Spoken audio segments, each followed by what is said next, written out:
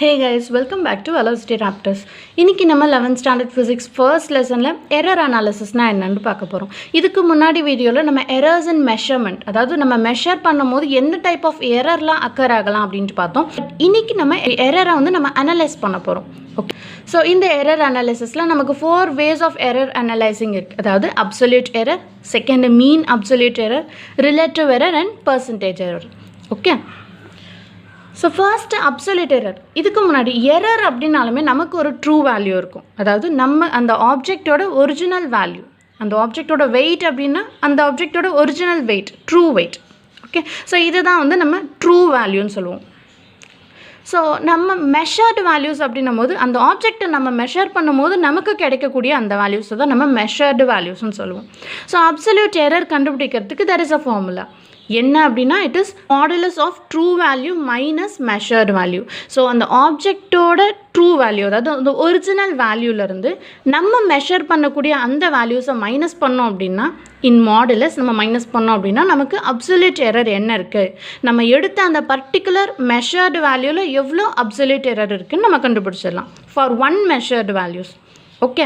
So measured values A அப்படின்ற ஒரு object இருக்குது, just for consideration. Okay. So A அப்படின்னு ஒரு ஆப்ஜெக்ட் இருக்குது, அந்த ஆப்ஜெக்ட்டுக்கு நான் மெஷர் பண்ணுறேன், அப்போ எனக்கு டிஃப்ரெண்ட் வேல்யூஸ் கிடைக்கும். ஸோ எல்லாமே வந்து டிஃப்ரெண்ட்டாக இருக்குது, A1, A2, A3 etcetera till AN. N number of measured values நம்ம கண்டுபிடிக்கிறோம். ஓகே. ஸோ அதனால தான் இந்த A1, A2, A3 etcetera AN. நம்ம ஆல்ரெடி இந்த ரேண்டம் எரர்ஸ்லேயே பார்த்துருப்போம். ரேண்டம் எரரை எப்படி நம்ம மினிமைஸ் பண்ணலாம்? by just taking arithmetic mean. அந்த ஒரு ஃபுல் வேல்யூஸ்க்கு நம்ம மீன் எடுத்தோம், அந்த டிஃப்ரெண்ட் வேல்யூஸ்க்கு நம்ம மீன் எடுத்தோம் அப்படின்னா நம்ம ரேண்டம் எரரை மினிமைஸ் பண்ணலாம். ஸோ அந்த மினிமைஸ்டு வேல்யூவை தான் நம்ம ட்ரூ வேல்யூன்னு சொல்கிறோம். ஓகே. ஸோ இந்த இடத்துல நமக்கு டிஃப்ரெண்ட் வேல்யூஸ் கிடச்சிருக்கு, A1, A2, A3 till AN வரைக்கும் கிடச்சிருக்கு. ஸோ இதுக்கு நம்ம மீன் எடுத்தோம் அப்படின்னா நமக்கு அந்த கிடைச்ச ஆன்சர் தான் நம்ம ட்ரூ வேல்யூன்னு சொல்கிறோம்.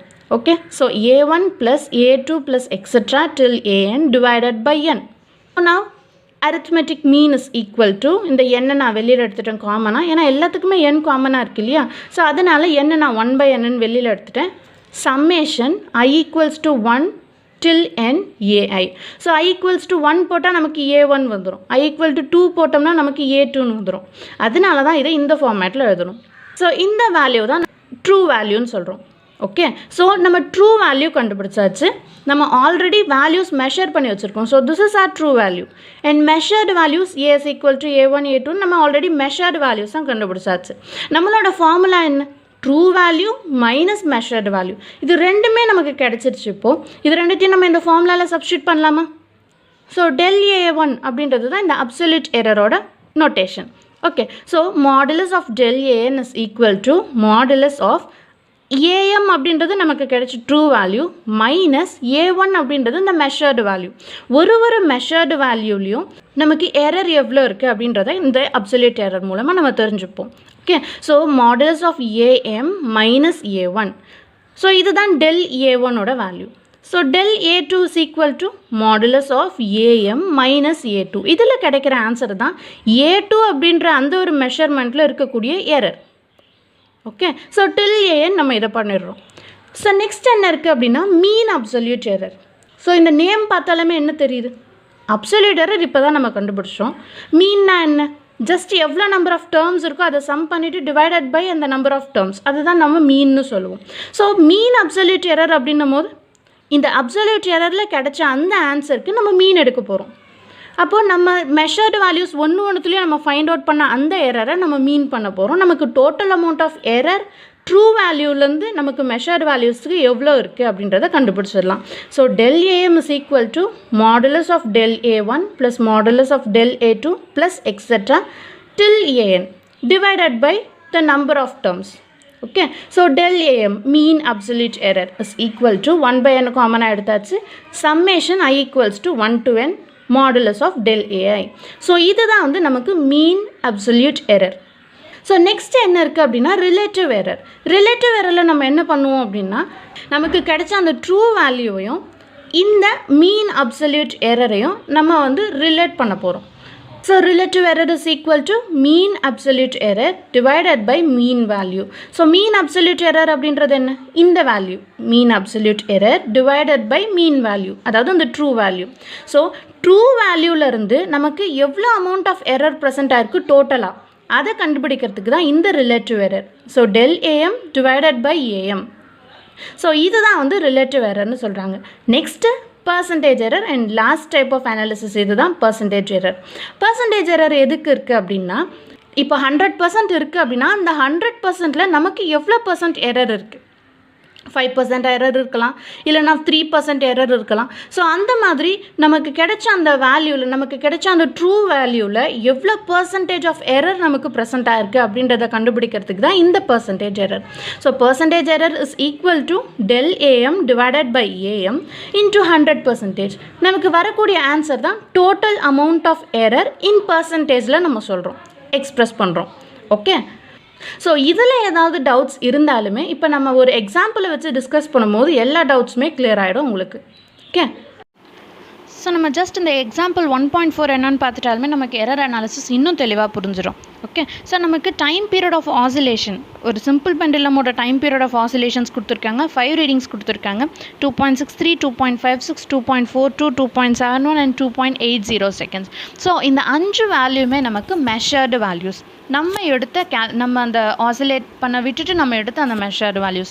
நம்ம என்ன கண்டுபிடிக்க போகிறோம் அப்படின்னா மீன் வேல்யூ, இந்த பீரியட் ஆஃப் ஆசிலேஷனுக்கு மீன் வேல்யூ என்னன்னு கண்டுபிடிக்க போகிறோம். அந்த மீன் வேல்யூவை தான் நம்ம ட்ரூ வேல்யூன்னு சொல்லுவோம். Okay, second absolute error. So நம்ம எடுத்த அந்த 5 ரீடிங்லேயும் எவ்வளோ அப்சல்யூட் எரர் இருக்குது, ரிலேட்டிவ் எரர் என்ன இருக்குது, மீன் அப்சல்யூட் எரர் என்ன இருக்குதுன்னு சொல்லிட்டு ஜஸ்ட் அதை ஒரு ஃபார்மேட்டில் நம்ம வந்து அதை மென்ஷன் பண்ண போகிறோம். ஓகே, ஃபஸ்ட்டு நம்ம மீன் என்ன அப்படின்றத கண்டுபிடிக்கிறோம். ஸோ மீன் அப்படின்னும் போது நம்ம என்ன பண்ணுவோம், ஜஸ்ட் அந்த 5 நம்பரையும் சம் பண்ணிவிட்டு divided by number of items இதை பண்ணிட்டா நமக்கு மீன் கிடச்சிரும்.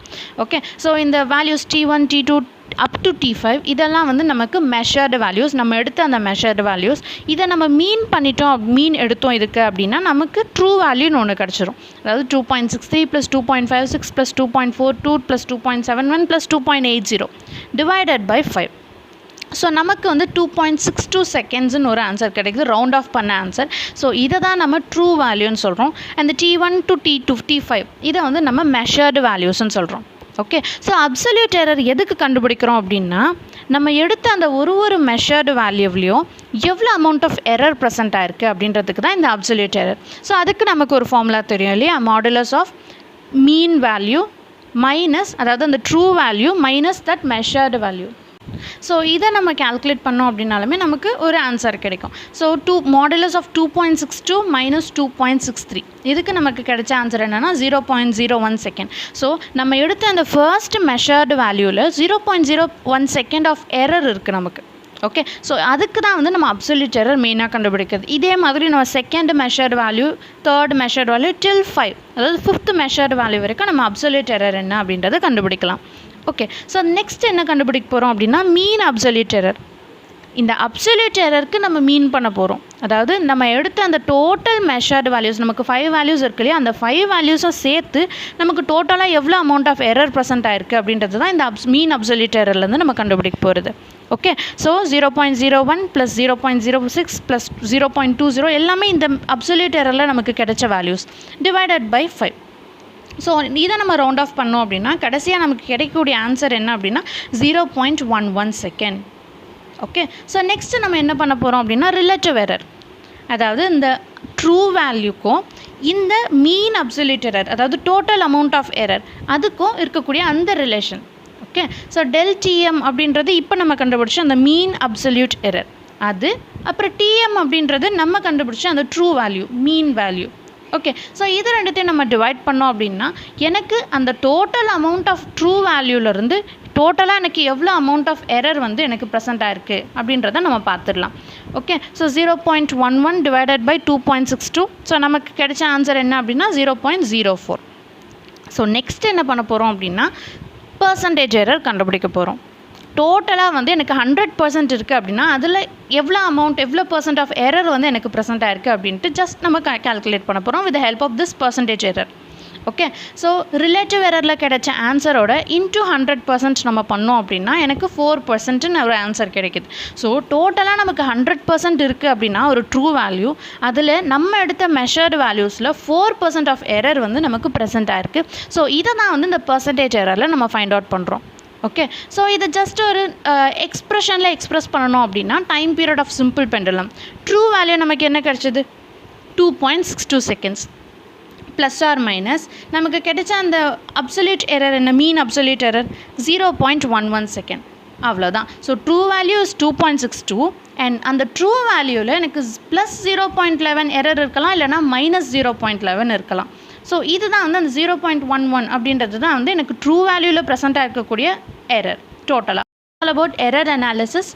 தேங்க்யூ ஃபார் வாட்சிங். Let's enjoy learning physics.